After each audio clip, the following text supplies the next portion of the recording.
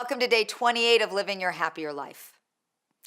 Did you have a good time playing that appreciation game? I hope that you did. I can't imagine that it wasn't somehow fulfilling to really share appreciation with people around us.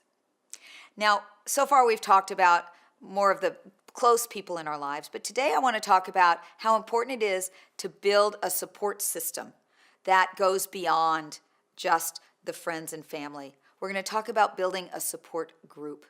This has been one of the most beneficial things in my life is having a support group. I've had many different support groups throughout my life, and life has its ups and downs, and sometimes it's really hard to depend just on our family members or those people close to us. Sometimes we need some other people to be able to give us some support, some feedback, and really this idea of a support system is so helpful.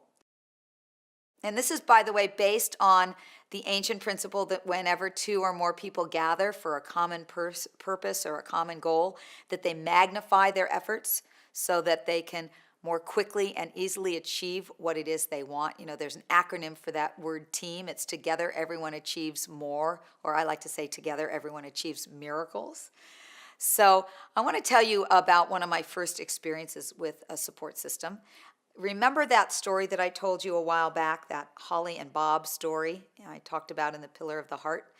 Well, I'm going to go back to that story. And if you recall, one day Holly came to my door and she knocked on my door and she said, "Marcy, you're in a funk and I got to get you out of that funk." And so what she told me to do two things, actually. The first one I shared with you, and that was to focus on gratitude for 21 days. But the second thing that Holly had me do was she said, "Marcy, we are going to form a support group." And I said, "What on earth do you mean?" She said, "Well, the idea of a mastermind group or a sisterhood group, we're going to form one. We're going to get 4 or 5 other women together and we're going to form this support group, and I'm going to do this with you." And I thought, "Holly, you are the last person in the world that I want to have be in my support group." But I agreed to doing it, and we had a beautiful group of 4 other women. There were 6 of us, and we started to meet once a week at each other's houses, and each we rotate whose house we were meeting in, and it was incredible. We developed the most exquisite bond. What we would get together and we would talk about what our wins were for the last week, what we were happy about, and then we would talk about what our intentions were for the following week. And I will tell you, a year after this group was formed, when Bob and Holly got married, I was there in the front row of their wedding. And Bob and Holly are still amongst my dearest friends. Whenever I still go visit the town I was living in, I always go see them. They are my support spiritual family. And that particular support group they are still my deep sisters in my life. That was formed almost 30 years ago. And we have seen each other through births, through deaths. One of our members died in a tragic car accident, and about 9 years into our sisterhood, and we were the ones that held the funeral for her, that we put it together. And even though a couple of us have moved away from that town, we still stay in touch with each other. Nowadays, I have 2 more deep support groups that I've formed, women's groups. One of them has been going on for 10 years. Another one is a brand new one that I formed recently, and I cannot tell you the value of having these. And if you're a woman, you may want to be in a group of other women. If you're a man, you may want to be in a group of other men. Sometimes it helps. I want to tell you a little statistic about women being around other women. It's been found that women with other women, they release greater oxytocin together, and that reduces their stress. So here's what you can do to create a support group for yourself, or a happiness group. When in the Year of Miracles program, we call it our Miracles group, and it's so powerful. And that is that you can do this either personally or professionally, or you could do both. You could have a personal support group and a group of people at work.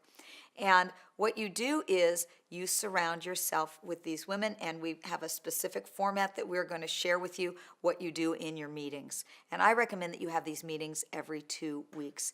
And what you do is you first go around and everybody shares what their wins are, focusing on what it is you want to have, what you want to be grateful for, celebrate over the last few weeks.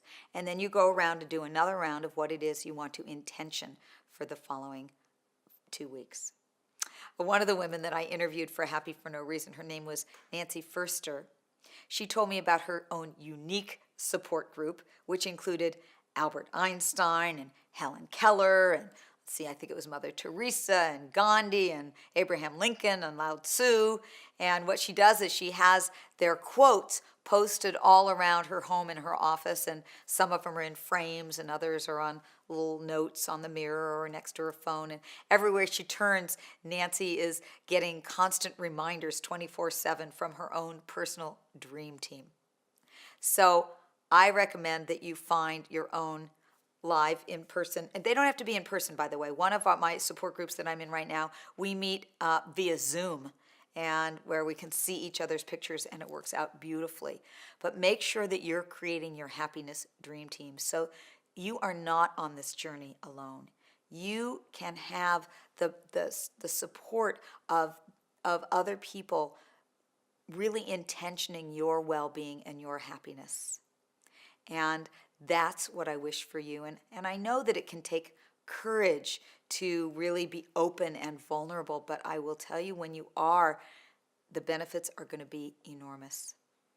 So your homework today is to continue your appreciation practice, the appreciation game, and also take some time to look at the people in your journal and that you wrote down where you wanted to build your relationships. Maybe you want to create some of those people as part of your happiness dream team. So work on creating some kind of a happiness support team. As a dear friend of mine, Martin Root, said, you have to do it by yourself, and you can't do it alone. So happiness is a group game here, and I am so happy to be part of your happiness tribe. Lots of love, and I'll see you tomorrow.